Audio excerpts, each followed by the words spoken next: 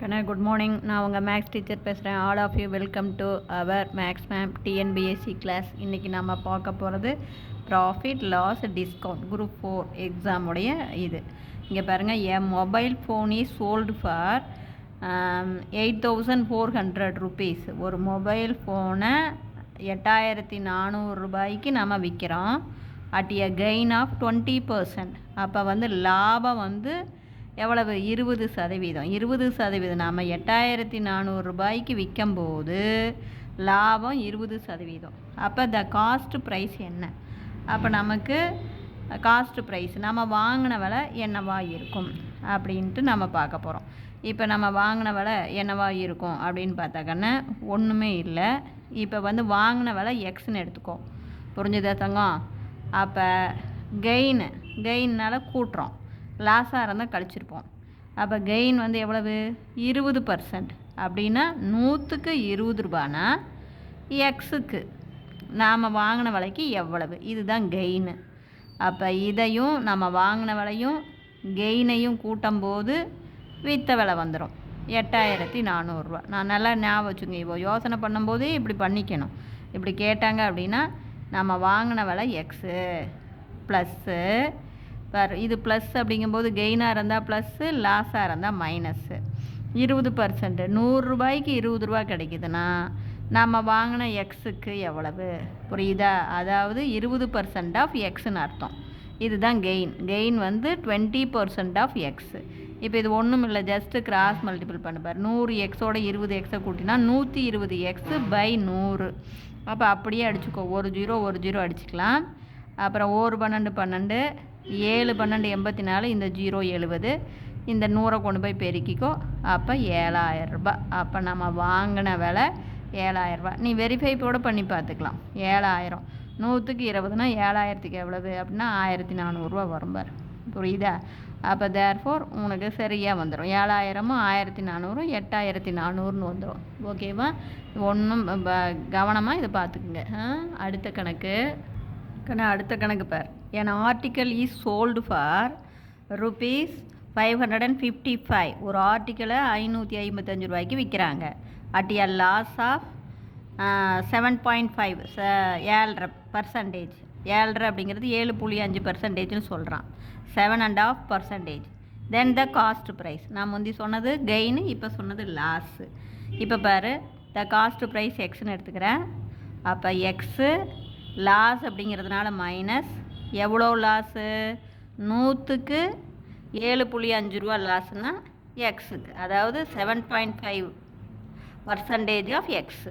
நான் சொல்கிறது புரிஞ்சுதுக்குன்னு லாஸுனால கழிக்கணும். நம்ம கெயின்னா கூட்டிக்குவோம்.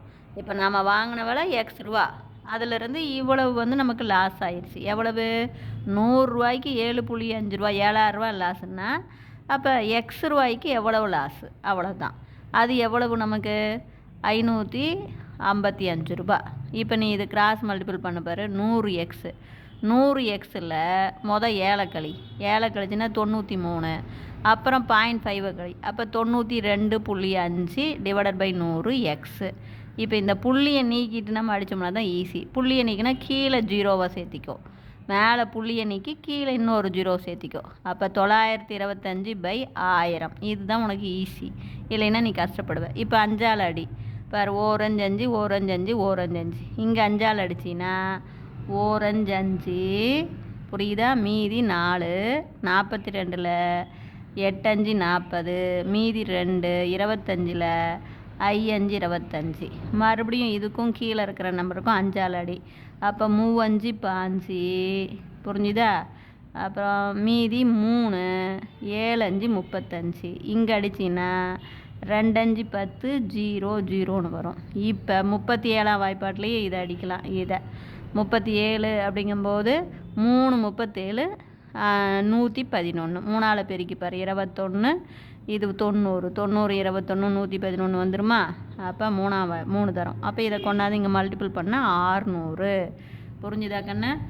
நீ ரொம்ப சிம்பிள். கொஞ்சம் யோசனை பண்ணிக்கிங்க. அதாவது இதை பார்த்தோன்னே குழப்பிக்கக்கூடாது. இப்போ விற்ற விலை நமக்கு கொடுத்துட்டாங்க, வாங்கின விலை கேட்குறாங்க. அப்போ வாங்கின விலையிலேருந்து நமக்கு லாஸு. அப்போ கழிக்கணும். எவ்வளோத்தை கழிக்கணும்? 7.5% ஆஃப் எக்ஸை கழிக்கணும். அவ்வளவுதான். புரிஞ்சுதா? 7.5% எக்ஸை கழிச்சோம்னா நமக்கு விற்ற விலை கிடச்சிரும். சொல்லி பார்த்தீங்கன்னாவே இப்போ சிம்பிளிஃபை பண்ணுறது தான். நீ அப்படியே இதை பாரு, 100 எக்ஸில் மொதல் 7 கழிச்சுன்னா 93 எக்ஸு, அதில் 0.5 கழிச்சுன்னா 92.5 எக்ஸு. இந்த பாயிண்ட்டை நீக்கி இது முழு நம்பராக மாற்று. அப்போ இதை பாயிண்ட்டை மேலே நீக்கிட்டு கீழே ஒரு 0 சேர்த்திக்கோ. அவ்வளவுதான். அப்போ 925/1000. மேலே பாயிண்ட்டை நீக்கினா கீழே 0 சேர்த்தணும், கீழே பாயிண்ட்டை நீக்கினா மேலே 0 சேர்த்தணும். இவ்வளோதான். அதாவது இது 10ஆல் பெருக்கிறேன்னு அர்த்தம். இந்த பாயிண்ட்டை நீக்கணும்னா இது எதால் பெருக்கிறோம்? 10ஆல் பெருக்கணும். 10ஆல் பெருக்கும்போது தானே பாயிண்ட்டுன்னு. அப்போ கீழேயும் 10ஆல் பெருக்கணும். அப்போ தான் பேலன்ஸ் ஆகும். அந்த அப்புறம் அடித்து போட்டுக்க வேண்டியது தான். இங்கே பேர் அதுக்கு வெரிஃபைவே நான் சொல்லிட்டேன் பேர். அதாவது 100 ரூபாய்க்கு 7000 ரூபா அப்படின்னா 600 ரூபாய்க்கு என்ன? 45 ரூபா லாஸு. அப்போ 600 ரூபாயில் 45 ரூபா போச்சுன்னா 555 ரூபா. அப்போ நாம் போட்டது சரி அப்படின்னு டக்குன்னு வெரிஃபை பண்ணிக்கலாம். இப்போ புரிஞ்சது? அதுக்கு தாங்க அடுத்த கணக்கு. அடுத்த கணக்கு பாருங்கள். A mixer grinder marked at rupees 4500. அதாவது ஒரு மிக்சர் கிரைண்டர் மேலே 4500 ரூபா விலைன்னு ஒட்டி வச்சுருக்காங்க. இஸ் சோல்டு ஃபார், ஆனால் விற்கிறாங்க எவ்வளவுக்கு? 4140 ரூபாய்க்கு தான் விற்கிறாங்க. ஆஃப்டர் டிஸ்கவுண்ட்டு ஒரு கொஞ்சம் தள்ளுபடி பண்ணி 4140க்கு தான் விற்கிறாங்க. ஆனால் அது மேலே 4500 ரூபான்னு விலை ஒட்டியிருக்காங்க. ஆனால் தள்ளுபடி பண்ணி 4140 ரூபாய்க்கு தான் விற்கிறாங்க.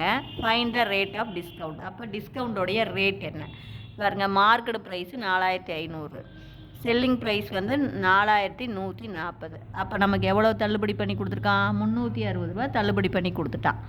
அப்போ 300 டிஸ்கவுண்ட் ரேட் ஆஃப் டிஸ்கவுண்ட் அப்படின்னா எவ்வளவுக்கு? 4500க்கு 360 ரூபா தள்ளுபடி பண்ணால் 100க்கு எவ்வளவு? இவ்வளோதான். 4500 ரூபாய்க்கு 4500 ரூபா விலை ஒட்டியிருக்கிறான். அதுக்கு 360 ரூபா தள்ளுபடி பண்ணிட்டான். அப்போ 100க்கு எவ்வளவு? வேறு 2 0க்கு 2 0 அடி. இதுக்கும் பாரு 9ஆம் வாய்ப்பாடு அடிச்சிங்கன்னா பாரு 5 9 45. இது 9ஆம் வாய்ப்பாடு பாரு 4 9 36. இந்த 0 மறுபடியும் 5ஆம் வாய்ப்பாடு 1 5 8 5 40. அப்போ 8%. இவ்வளோதான். நீ கான்செப்டை நல்லா புரிஞ்சுக்கோ.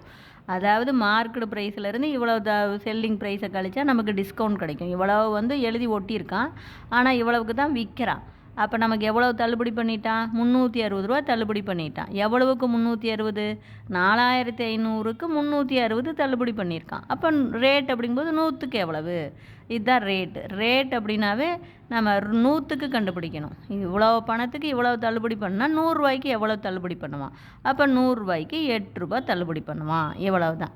100 ரூபாய்க்கு அவன் தள்ளுபடி பண்ணுற அமௌண்ட்டு 8 ரூபா. 100 ரூபாய்க்கு 8 ரூபா அப்படின்னு நீ போட்டு பார்த்தீங்கன்னாவே உனக்கு வரும். சரியா? சரி, wish you all the best. Thank you பண்ணு.